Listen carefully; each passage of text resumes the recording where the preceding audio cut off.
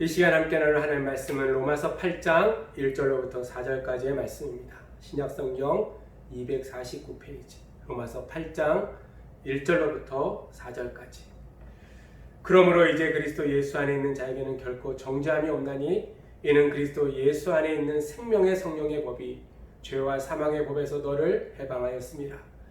율법이 육신으로 말미암아 연약하여 할 수 없는 그것을 하나님은 하시나니 곧 죄로 말미암아 자기 아들 죄 있는 육신의 모양으로 보내어 육신의 죄를 정하사 육신을 따르지 않고 그 영을 따라 행하는 우리에게 율법의 요구가 이루어지게 하려 하심이니라. 아멘. 우리 함께 기도하겠습니다. 오늘도 살아서 역사하시는 하나님 아버지, 거룩한 성일을 허락하시고 각 처소에서 또 주 앞에 예배할 수 있도록 은혜를 허락하여 주심에 진심으로 감사를 드립니다. 코로나19로 인하여 주의 전에 올라와 예배하지는 못하지만 처소에서 예배하는 사랑하는 성도들에게 은혜를 더하여 주시고 오늘도 주의 말씀을 들을 때 그들의 마음을 열어주시고 성령의 충만함으로 변화되어지는 귀한 시간 될 수 있도록 하나님 역사하여 주시옵소서. 특별히 아버지 하나님, 부족한 종을 세우시고 말씀을 증거케 하여 주셨사오매 준비된 말씀을 바로 전하게 하시고 증거되어진 말씀들이 사랑하는 성도들의 마음속에 심겨져 참된 기쁨과 자유함을 갖고 살아가는 귀한 자녀들 될 수 있도록 하나님 인도하여 주시옵소서. 감사를 드리옵고 예수님의 이름으로 기도하옵나이다. 아멘. 할렐루야. 오늘도 각 처소에서 예배하는 사랑하는 성도들에게 하나님의 풍성한 은혜가 함께하기를 주의 이름으로 축복합니다. 코로나19 때문에 비록 교회에 올라오지는 못하지만 각 처소에서 예배할 때 하나님의 풍성한 은혜가 넘쳐나며 하나님의 역사하심이 나타날 줄로 믿습니다. 또한 지금 이러한 시대를 보내면서 우리가 더욱더 개인적으로 신앙생활을 열심히 해서 영적으로 성숙해지는 그러한 귀한 기회가 되어지기를 주의 이름으로 축복합니다. 오늘 우리가 읽은 로마서 8장 1절로부터 4절의 말씀을 우리가 중심으로 예수 안에서 누리는 것이라는 제목으로 말씀을 증거할 때 우리 사랑하는 성도들이 말씀을 듣고 그 말씀대로 우리가 살아갈 수 있는 그러한 믿음의 승리자들이 되어지기를 소원합니다. 로마서 8장은 그리스도 예수 안에 있는 우리를 향하신 하나님의 크신 사랑이 어떠한 것인지를 분명하게 보여주고 있어요. 또한 하나님은 그리스도 예수 안에 있는 우리들에게 은혜를 베푸시고 축복을 베풀어 주시는 것이 얼마나 풍성한지를 로마서 8장에서 우리에게 명확하게 가르쳐 주고 있다는 거예요. 그래서 어떤 사람이 이야기하기를 성경 전체를 반지라고 이야기한다면 로마서는 반지 가운데 가장 빛나는 보석과 같은 그러한 것이 바로 로마서이고 그 가운데 8장은 보석 가운데 가장 빛나는 광채와도 같다라고 이야기를 했어요. 심지어 어떤 분은 이야기하기를 만일 성경이 다 불타고 로마서 8장만 남아있더라도 우리는 구원받는 일에 아무런 지장이 없을 것이다 라고 이야기해요. 그만큼 로마서 8장의 말씀은요, 우리에게 구원의 소망을 확실하게 안겨주는 그러한 말씀이라는 거예요. 그런데 그리스도 예수 안에 있는 우리를 향하신 하나님의 사랑과 은혜와 축복이 아무리 풍성해도 우리가 그 사실을 깨닫지 못하고 누리지 못한다면 우리에게는 아무런 의미가 없다는 사실이에요. 하나님의 말씀을 믿음으로 받아들일 때 우리는 그리스도 예수 안에서 더욱 풍성한 삶을 누리게 되는 줄로 믿습니다. 이 시간 우리 모두 마음의 문을 활짝 열고 하나님이 우리에게 베푸시는 사랑과 은혜와 축복을 믿음으로 받아들이면서 날마다 그리스도 예수 안에서 기쁨과 소망을 가지고 날마다 감사함으로 살아갈 수 있는 우리 성역교회 온 지체들이 되어지기를 주의 이름으로 축복합니다. 오늘 성경은 이야기하기를 우리에게는 결코 정죄함이 없다는 거예요. 여러분 1절 말씀에 그러므로 이제 그리스도 예수 안에 있는 자에게는 결코 정죄함이 없다라고 오늘 분명히 우리에게 선언해 주시고 있다는 거예요. 우리는 이미 그리스도 예수 안에 있는 줄로 믿습니다. 하나님이 이미 그리스도 예수 안에서 우리를 의롭다라고 선언해 주셨다는 거예요. 한번 하나님이 선언하신 것을 그 누구도 취소할 수가 없어요. 그러므로 우리는 그리스도 예수 안에서 날마다 정죄함이 결코 없다는 거예요. 우리는 두 번 다시 정죄함을 받지 아니한다는 거예요. 우리가 결코 정죄함을 받지 않는 이유가 무엇인가 생각해 보면 우리가 착하게 살고 의롭게 살아서 정죄함을 받지 않는 것이 아니라 그 이유는 단 한 가지라는 거예요. 우리가 그리스도 예수 안에 있기 때문인 줄로 믿습니다. 그리스도 예수께서 우리의 모든 죄값을 다 지불하시고 우리의 피난처가 되어주셨다는 거예요. 그러나 그리스도 밖에 있는 자에게는 반드시 정죄함이 있다는 거예요. 그리스도 밖에 있는 자에게는 죄상을 받지 못했기 때문에 하나님의 심판대 앞에 서서 반드시 정죄함을 받고 지옥에 던져지는 그러한 영원한 고통을 누릴 수밖에 없다는 거예요. 죽음의 사자가 애굽 땅을 지나갈 때 애굽의 사람들이 살고 있는 집에는 전부 다 죽음이 임하였어요. 그때 애굽의 사람들은 큰 소리로 애곡했어요. 장자가 죽어가는 그 고통을 바라보면서요, 얼마나 힘들어했는지 몰라요. 그러나 이스라엘 백성들이 살고 있는 집에는 아무런 일도 일어나지 않았다는 거예요. 죽음의 사자가 그 집을 다 피해갔기 때문이에요.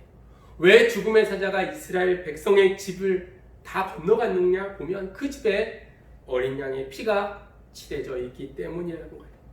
마찬가지로 그리스도 예수 안에 있는 자, 곧 하나님의 어린 양의 피로 씻음을 받은 우리들의 삶 속에는 결코 정죄함이 없는 줄로 믿습니다. 이스라엘 백성들이요, 이제 출애굽에서 가나안을 눈앞에 두고 있을 때 여리고성과 전쟁할 때가 있었어요. 하나님께서 이스라엘 백성들에게 여리고성을 완전히 진멸하라 라고 명령하십니다. 그래서 이스라엘 백성들이요, 여리고성에 있는 모든 사람들을 다 죽여요. 근데 유독 한 집, 기생 라합의 집에는요, 붉은 줄이 들어져 있고 그 줄을 바라보고 이스라엘 백성들이 그 집안에 있는 사람들을 한 사람도 멸하지 않았어요. 이것 또한 같은 원리라고 생각합니다. 그리스도 예수 안에 있는 우리에게는 결코 정죄함이 없습니다. 우리는 심판을 받지 아니하고요, 그리스도 예수께서 우리의 피난처가 되어 주신다는 거예요. 그리스도 예수 안에 있는 우리는 이미 사망에서 생명으로, 멸망에서 영생으로 옮김 받은 줄로 믿습니다. 사랑하는 성도 여러분, 그러므로 지금 우리가 육신의 장막을 벗고 하나님 앞에 서더라도 우리에게는 영원한 생명의 면류관이 주어진다는 거예요. 물론 우리의 공로를 얻는 것이 아니고요, 전적으로 그리스도 예수 안에서 하나님이 주시는 은혜 가운데 우리가 그 영생의 면류관을 소유하게 되어져 있다는 거예요. 사도 바울이 로마서 8장을 기록하면서 그 의도를 분명하게 오늘 본문에서 기록하고 있어요. 그리스도 예수 안에 있는 자에게는 결코 정죄함이 없기 때문에 그리스도 예수 안에 있는 우리는 기쁘고 즐겁고 행복하게 살아가야 된다는 거예요. 그러므로 과거에 지은 죄에서 벗어나지 못하고 죄책 가운데 힘들어하는 그러한 삶의 모습이 있다면 이제는 벗어나고 그리스도 안에서 참된 기쁨을 가지고 살아가야 될 것을 우리에게 말씀해 주고 있어요. 그런데 마귀는 계속해서 우리가 지은 죄 때문에 우리를 정죄하며 우리를 넘어뜨린다는 거예요. 그럴 때마다 우리는 하나님의 말씀으로 이겨야 될 줄로 믿습니다. 예수 그리스도 안에 있는 자에게는 결코 정죄함이 없다는 거예요. 하나님의 말씀이 좌우의 날쌘 검과 같이 악한 마귀의 괴계를 물리치고 그 안에서 주님이 주시는 그 평안함을 가지고 살아가는 그러한 성도들이 되어지기를 주의 이름으로 축복합니다. 혹시 여러분 가운데 과거의 지은 죄 때문에 마음이 괴로울 때마다 오늘의 말씀을 한번 외쳤으면 좋겠어요.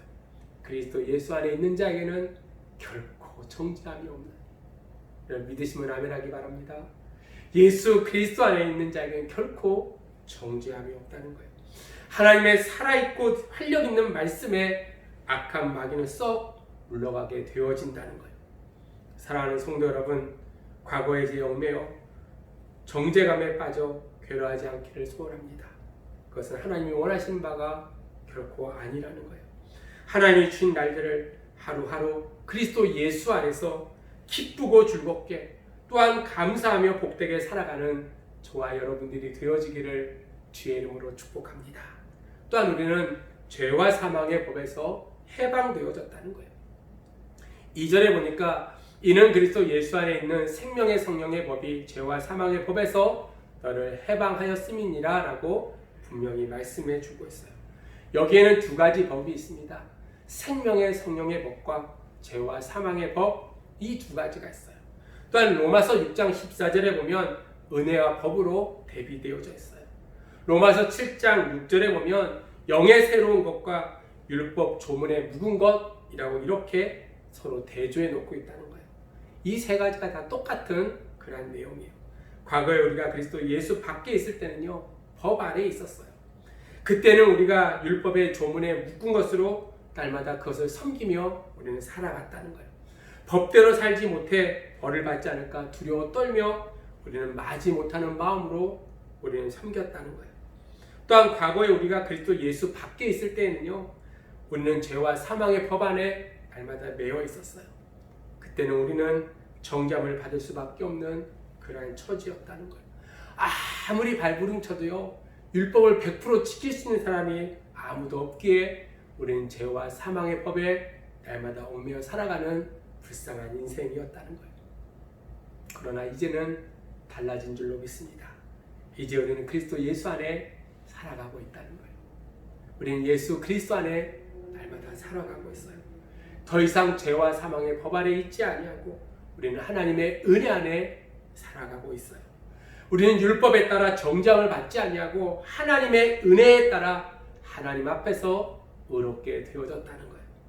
이제 우리는 과거처럼 율법의 조문에 따라 섬기는 자들이 아니고 이미 하나님 앞에서 의롭다 하심을 받은 우리는 영의 새로운 것을 가지고 날마다 기쁨으로 자발적으로 하나님을 섬기며 살아가는 그러한 믿음의 성도들이 되어져야 될 줄로 믿습니다. 이제 죄와 사망의 그 법에서 해방되어 생명의 성령의 법을 따라 살아가고 성령의 인도하심에 따라 날마다 생명을 누리고 날마다 기쁨과 평안을 누리고 살아가는 그러한 성도들이 되어져야 될 줄로 믿습니다. 예수님께서는요, 은혜와 율법에 대해서 한 가지 비유를 우리에게 주셨어요. 저는 그게 탕자의 비유라고 생각합니다. 탕자의 비유에 보면 둘째 아들이 아버지의 재산 절반을 가지고 타국에 가서 전부 다 허비해요. 그리고 다 허비하고 난 다음에 친구도 떠나고 그것에 흉년이 들어서 먹고 살 일이 막막해졌어요. 자기의 죄를 뉘우치고 이제 집으로 돌아가려고 하는 그 아들의 마음에 이런 마음이 있었어요. 야, 내가 비록 죄를 졌지만 이제 아버지의 아들이 아니라 품꾼의 하나로라도 내가 아버지의 집에 있으면 내가 은혜롭게 살 수 있다라고 그 아들이 생각하고 아버지의 집에 찾아갑니다. 아마 이 아들은요, 율법적인 사고가 있었던 것 같아요. 죄를 졌기에 죄값을 받아야 된다라는 율법에 사로잡혀 있었어요. 다시 말해서요, 이 아들은요, 죄와 사망의 법에 얽매여 살아갔던 자예요. 의문에 묵은 것을 날마다 섬기는 그런 자의 모습이었어요. 마음에 평안함이 없이 늘 불안 속에 살아가는 것이 둘째 아들의 모습이었어요. 그러나 아들이 멀리 떠난 그 모습을 바라봤던 아버지의 마음은 어땠을까요? 둘째 아들을 용서하고요, 돌아오기만 애타게 기다리고 있었어요. 드디어 애타게 기다리는 그 아들이 돌아오는 그 모습을 바라보고 거리가 멀매도 불구하고 달려가 그 아들을 안고 그에게 입맞추고 그를 치근히 여기고 그를 목욕시키고 새 옷을 입히고 가락지를 끼우고 신발을 시키고 살찐 송아지를 잡아 큰 잔치를 베푸는 그러한 모습이 누가복음 15장에 기록되어져 있어요. 아마 그 모습은요, 은혜라고 생각합니다. 여기서 한번 곰곰이 생각해 보면 둘째 아들이 뉘우치고 집에 돌아왔기 때문에 비로소 아버지가 그 아들을 용서한 것인가? 저는 결코 그렇지 않다고 생각합니다. 이미 아버지는 둘째 아들을 다 용서하고 그가 돌아오기를 애타게 기다리고 있었다는 거예요. 그것이 바로 은혜인 줄로 믿습니다. 잠시 뒤에 맏아들이요, 바다에서 일하다가 집으로 돌아오는데 보니까 집에서 큰 잔치가 벌리고 있는 거예요. 왜 그런가 살펴보고 자기 동생이 돌아온 것을 보고 아버지가 잔치를 벌린다는 이야기를 듣고요, 이 맏아들이 아버지께 원망하면서 이야기합니다. 내가 여러 해 동안 아버지의 명에 거역하지 아니하고 순종했음에도 불구하고 내게는 염소 새끼 한 마리 내줘서 친구들과 즐겁게 하신 일이 없는데 아버지의 살림을 가지고 창녀들과 함께 모두 잃어버리고 돌아온 아들을 바라보고 살찐 송아지를 잡아 어떻게 잔치를 베풀 수 있습니까? 라고 원망합니다. 아마 이 맏아들의 마음에도요, 율법적인 생각이 가득했던 것 같아요. 죄를 지면 그에 대한 합당한 벌을 받아야 된다라고 그는 생각했어요. 율법이라는 것이요, 죄에 대해서요 날마다 정죄만 하는 것이 바로 율법이라는 거예요. 맏아들의 원망을 듣고 아버지가 이야기합니다. 얘 너는 항상 나와 있으니 내 것이 다 내 것이로되 내 동생은 죽었다가 살아났으며 내가 잃었다가 다시 얻기로 즐거워하고 기뻐하는 것이 마땅하지 아니하냐라고 이야기합니다. 아버지의 말씀은 은혜였다는 거예요. 하나님이 그리스도의 예수 안에 있는 우리에게 베푸시는 은혜가 바로 이와 같은 은혜인 줄로 믿습니다. 내가 잘해서 베푼 것이 아니고 내가 하나님의 은혜 가운데 내가 모든 것을 다 용서받았다는 거예요. 율법은 오늘도 우리를 정죄해요. 그러나 하나님의 은혜는 우리의 모든 죄를 다 깨끗이 용서해 주신다는 거예요.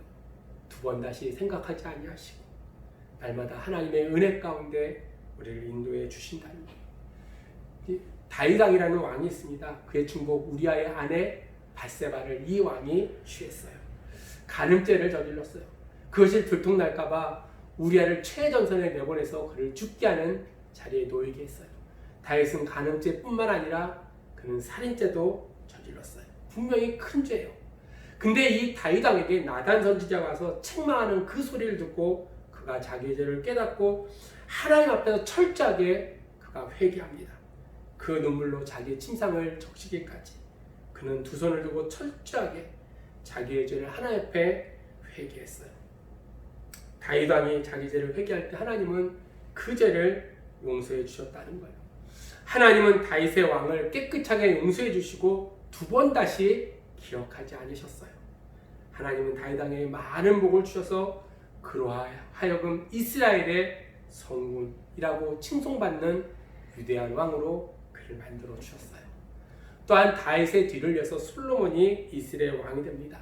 솔로몬이 누군가 보면 다윗과 밧세바 사이에 낳은 아들이 바로 솔로몬이에요.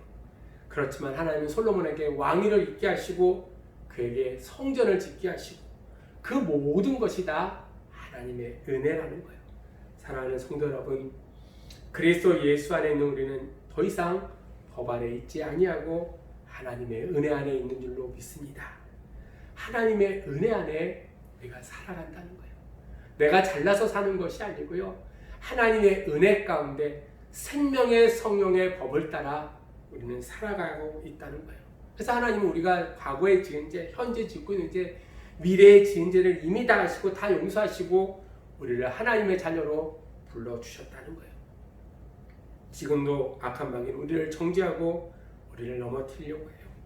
죄 때문에 움츠러들어서 하나님의 일을 제대로 못하도록 우리를 꼬이는 것이 마귀의 괴계라는 거예요. 그럴 때마다 우리는 하나님의 말씀으로 담대하게 시험을 이기고 날마다 그리스도 예수 안에서 참된 진리를 따라 살아갈 수 있는 그러한 성도들이 되어지기를 주의 이름으로 축복합니다. 하나님의 말씀으로 마귀의 시험을 이기고 맡은 일에 충성을 다하는 우리 모두가 되어지기를 주의 이름으로 축복합니다.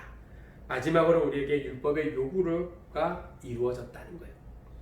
오늘 본문 3절로 4절에 보면 우리에게 주신 하나님의 율법의 그 요구들이 다 이루신 분이 계시다는 거예요. 오늘 3절 말씀해 보니까 율법이 육신으로 말미암아 연약하여 할 수 없는 그것을 하나님은 하시나니 곧 죄로 말미암아 자기 아들을 죄 있는 육신의 모양으로 보내어 육신의 죄를 정하사라고 말씀하고 있어요.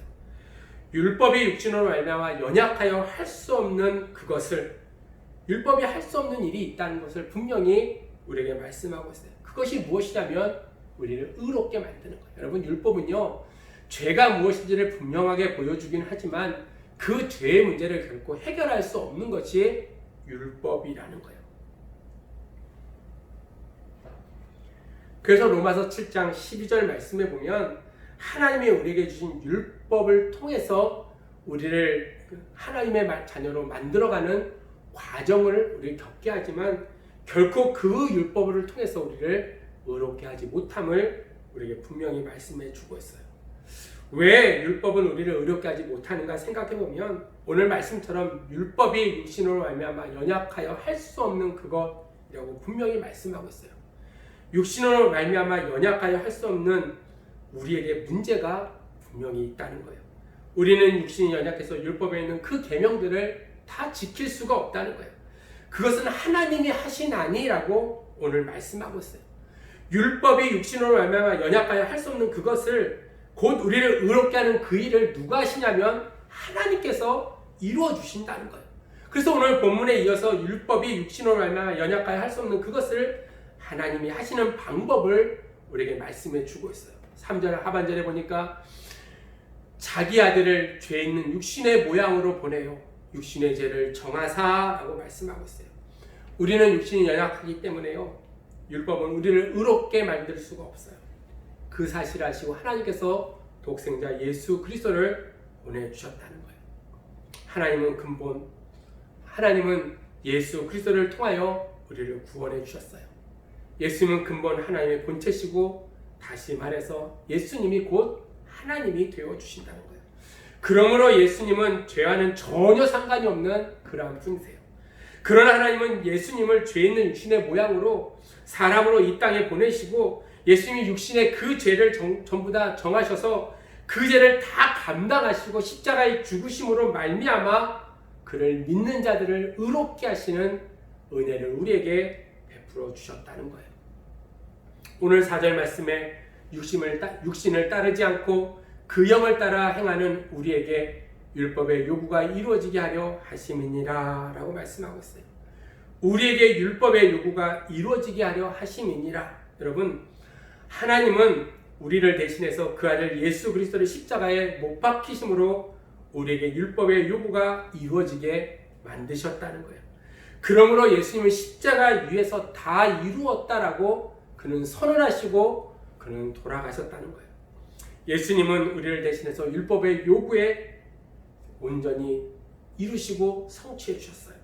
그러므로 하나님은 그리스도 예수 안에 있는 우리를 의롭다 하여 주신 줄로 믿습니다. 그러면 율법의 요구가 무엇인가 생각해 보면 율법의 요구는요, 죄의 싹은 사망이다 라고 얘기했어요. 율법이 요구하는 것, 율법이 바라는 것이 무엇이냐면 율법은 하나님 앞에 범죄한 저와 여러분들의 사망을 요구한다는 거예요. 그런데 하나님은 죄범한 우리를 사망에 내어주지 아니하시고 우리를 대신해서 죄 없으신 예수 그리스도를 내어주셨다는 거예요.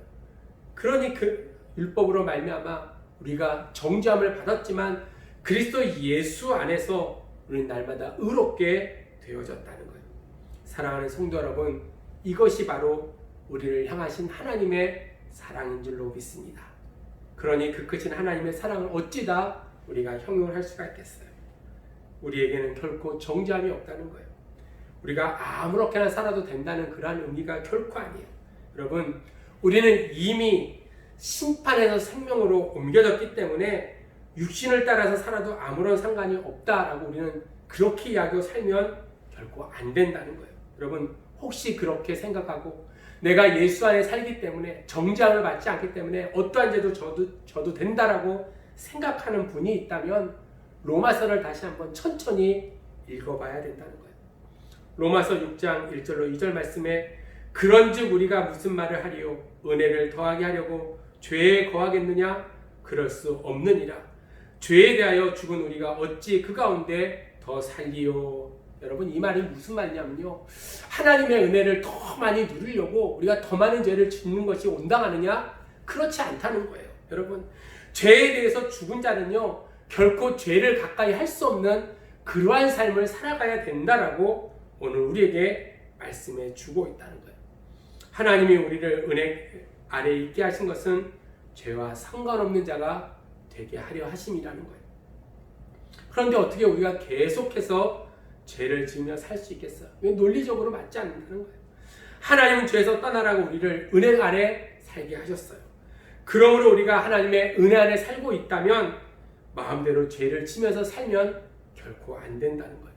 여러분, 탕자가 집을 떠날 때 이런 생각을 했을 거예요. 아, 이제 내 마음대로 살면서 육신의 향락을 즐기자라고 생각하고 둘째 아들이 집을 떠났어요. 그러나 회개하고 돌아올 때 그 마음가짐은 저는 달랐다고 생각합니다.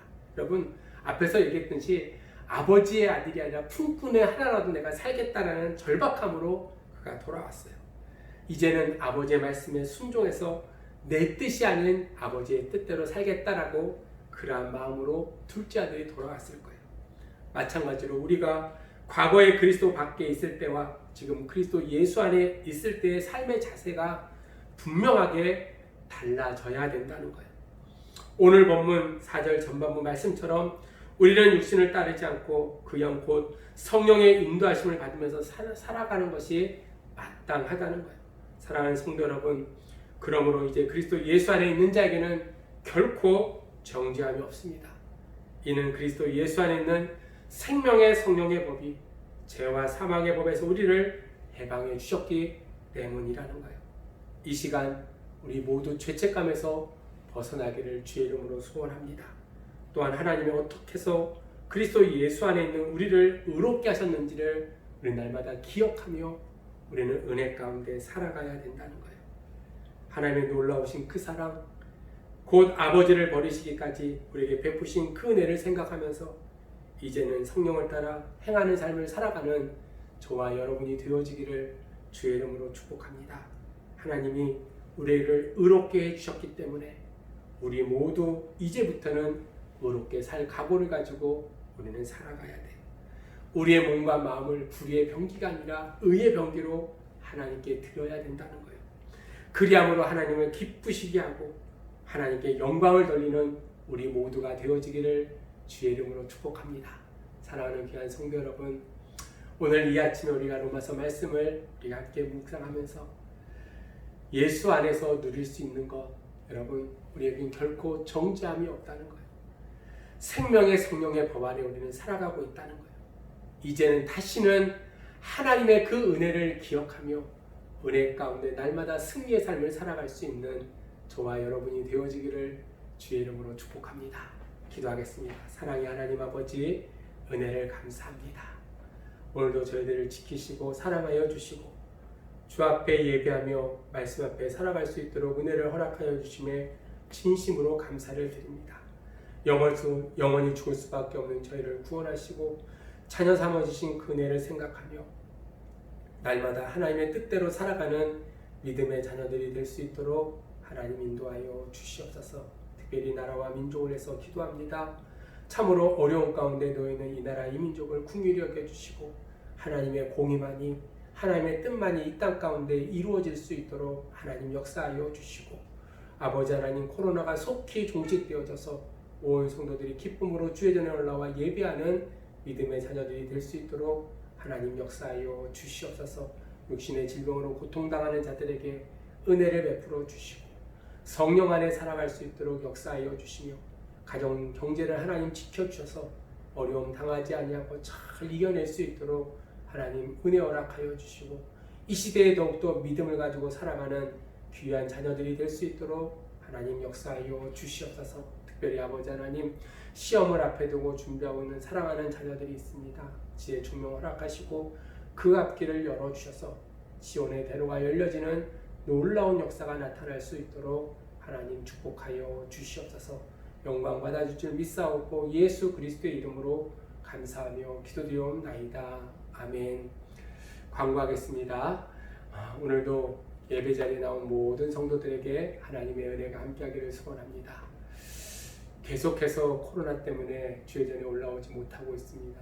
여러분, 믿음 잃지 않도록 개인적인 신앙생활 열심히 하시고 일주일에 한 번이라도 꼭 교회 올라서 기도하고 돌아가는 그런 믿음의 성도들이 되어졌으면 좋겠습니다. 다윗과 같이 하나님의 성전을 사모하는 자의 모습으로 날마다 성전을 사모하고 날마다 성전에 올라와 기도하는 예배자들이 되어지기를 축복합니다. 또한 다음 주에는 이제 교회 공지한 것처럼 A팀이 올라와서 예배를 드립니다. 여러분, 한 분도 빠지지 마시고 A팀이라고 생각하시는 분들 다 올라와서 함께 예배에 동참해 주셨으면 감사하겠습니다. 우리 드려진 예물에서 함께 기도합니다. 사랑과 은혜가 충만하신 하나님 아버지, 은혜를 감사합니다. 아버지 하나님, 주의 뜻 가운데 귀한 예물을 드리는 사랑하는 성도들을 기억하시고 저희들의 삶을 풍성하게 인도하여 주시며 날마다 하나님 앞에 기쁨으로 살아가는 귀한 자녀들 될 수 있도록 하나님 역사하여 주시옵소서. 드려진 예물을 주께서 흥양하시고 11주 예물을 받아주시며 감사 예물을 주께서 응답하시고 저희들의 삶 속에 풍성한 은혜가 넘쳐날 수 있도록 하나님 역사하여 주시며 드려진 예물이 사용된 곳에 하나님의 풍성한 은혜가 넘쳐날 수 있도록 하나님 은혜 허락하여 주시옵소서. 영광 받아줄 줄 믿사옵고 지금은 우리 주 예수 그리스도의 은혜와 하나님 아버지의 극진하신 사랑하심과 성령님의 역사하심이 예수 안에 무엇을 누리고 살아가는지를 다시 한번 생각하며 기쁨과 감사함으로 생명의 삶을 살아가기를 소원하는 사랑하는 귀한 성도들 삶 위에 또한 저희들의 가정 위에 저희들의 자녀들 머리 위에 이 나라와 이 민족 위에 이제로부터 영원토록 함께 있기를 간절히 축원하옵나이다. 아멘.